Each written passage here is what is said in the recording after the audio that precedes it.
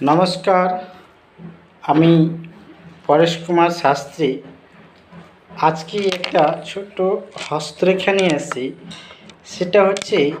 যে ত্রিকোণ বা ত্রিভুজ চিহ্ন, যদি ত্রিকোণ বা ত্রিভুজ চিহ্ন আপনার মঙ্গলের ক্ষেত্রে থাকে, যে এইটা হচ্ছে মঙ্গলের ক্ষেত্র, এই যে মঙ্গলের ক্ষেত্র, এই জায়গায় এইরকম ত্রিভুজ চিহ্ন থাকবে, সে যেমনই থাক, মানে কোনো ফাঁকা না থাকে, হ্যাঁ, সেই ত্রিভুজের জায়গায় যদি কোনো তিল চিহ্ন বা কাটাকাটি চিহ্ন না থাকে, সে ব্যক্তি সৈন্য অস্ত্রবিদ্যায় পারদর্শী, সে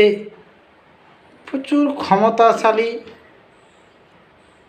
উচ্চপদস্থ